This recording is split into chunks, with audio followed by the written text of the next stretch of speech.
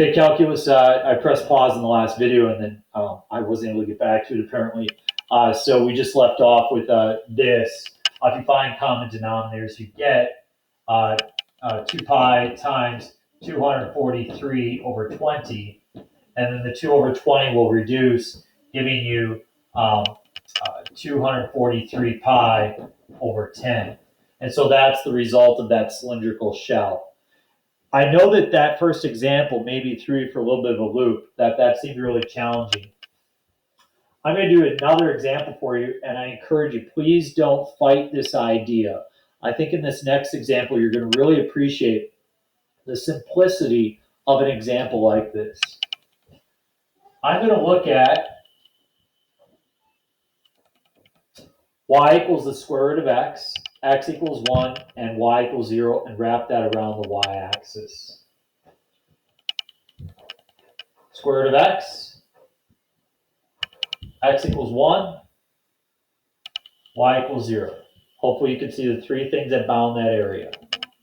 I revolve that around the y-axis. I get that shape. Some of you are looking at it and saying, Mr. Gentz, draw a horizontal rectangle and produce a washer. In this situation, a washer does work because the outside is different than the inside. Unlike the first example we did, the outside and the inside were the same function. But the fact is I don't want to use a washer. If you wanted to, you could. But I think that this is easier to just use cylindrical shells. And I'll show you why. I draw a rectangle. We're going to call that at a value of x. It has a thickness of dx. I rotate that around.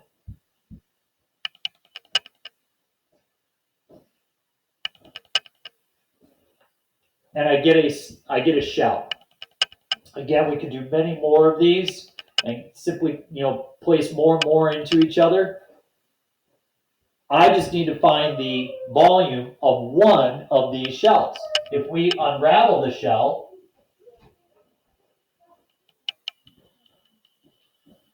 we get that kind of a shape. Shell is unraveled. I call the thickness dx. The height, that's the function. That's the height of this guy, the square root of x. What is the radius? Well, the radius is the distance from 0 to x. So what is right minus left, x minus 0, is just x.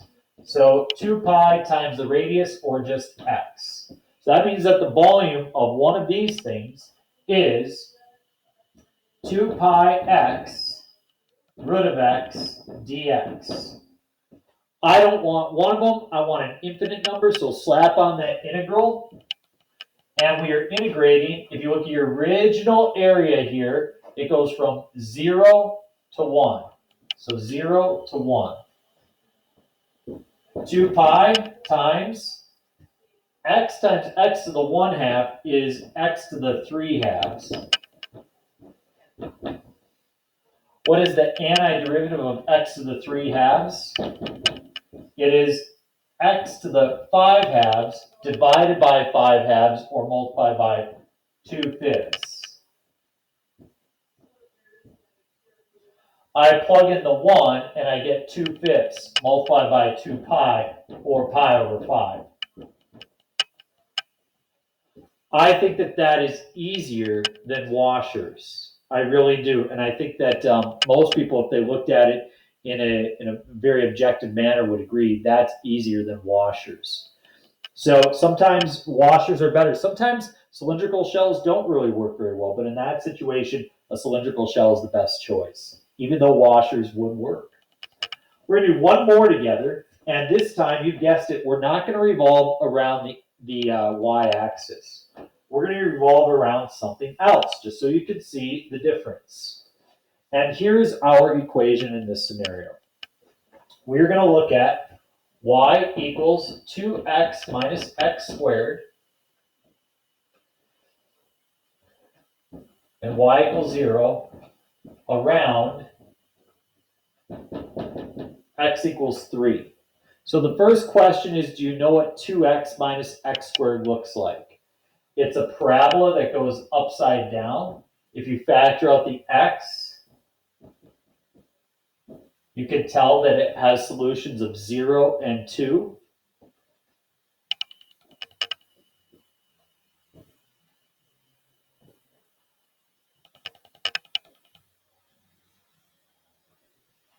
So there's my little parabola. We're going to revolve it around x equals 3.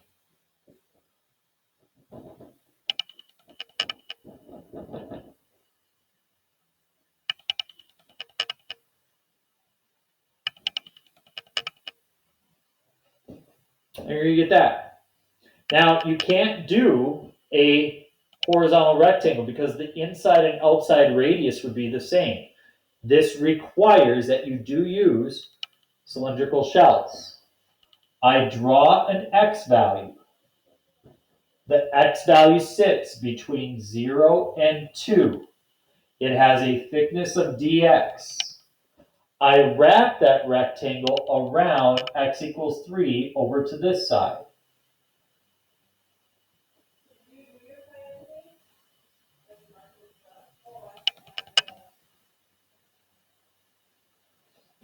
I get that shape.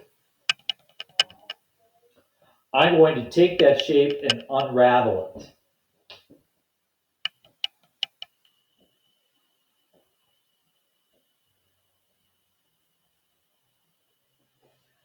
I have a height that is the function, 2x minus x squared. I have a thickness that is dx. I also have a length, and the length is 2 pi times the radius. The radius is the distance from here to here. What is the distance? So from x to 3. Again, we do right minus left. Right minus left. And you can see that the radius is going to be 3 minus x. Now, some people get confused by that. I'll try to just explain that a little bit more. Look at my original x value. We said it was between 0 and 2. So suppose I chose my x value to be at 1. Okay? Suppose I chose it to be at 1. Well, then you would say that the radius would be the distance from 3 to 1, which is 2. You did 3 minus 1. Suppose you chose x to be at 1/2. Well, then that means that the radius is going to be 2.5 because you do 3 minus 1/2. So it's 3 minus that. It's right minus left. We always go right minus left or top minus bottom. The previous two problems didn't matter because you're revolving around x equals 0. In this case, it's x equals 3, so it changes. So please keep that in mind. That's an important distinction. I now have my radius of 3 minus x. As I multiply these together, I can tell that the area of this thing, or the volume, is 2 pi times 3 minus x times 2x minus x squared dx. I want an infinite number of these. My original area goes from 0 to 2. Multiply that out.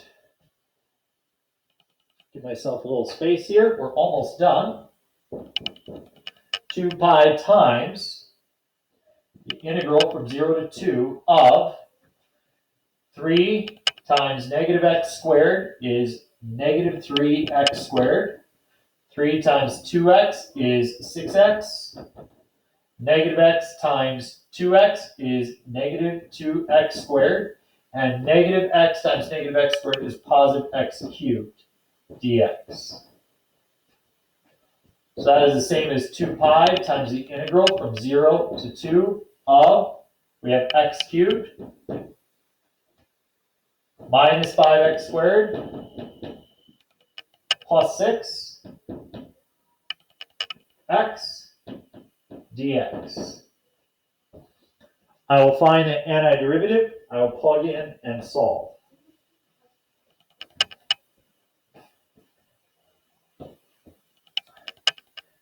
Two pi times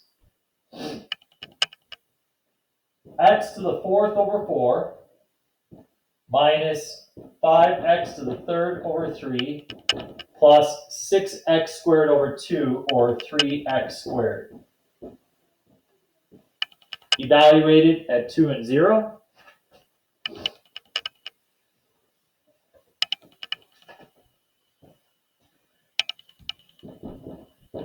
Two pi. 2 to the fourth is 16. Divided by 4 is 4. 2 to the third is 8. 8 times 5 is 40. Divided by 3, 40 over 3. 2 squared is 4 times 3 is 12. So 2 pi times 4 plus 12 is 16 over 3. So if I put 16 into thirds, I get, let's see, that'll be 48 thirds minus 40 thirds. And I get 2 pi times 8 over 3. So 16 pi over 3. And that is my total volume. Okay, 2 good videos. So this will carry us through. We are going to do a review, and then you'll take the test. The test will be very straightforward in terms of what you've done for your homework. I'm not trying to make it a challenging test. I'm trying to make it straightforward. Pay attention to the video for when that test will be administered to you and when you need to turn it back in. There's going to be a time period. And finally, as you do go through this homework, please, in your last homework, please, show your work. Some of you guys are taking pictures of it. Some of you guys are doing whatever. I post the answers for your benefit so you can see if you're doing them right or wrong. The fact is that if you're not you can just write down the answers, but that does absolutely no good for me being able to tell whether or not you understand it. I sit here a lot of days and wait for people to reach out for help.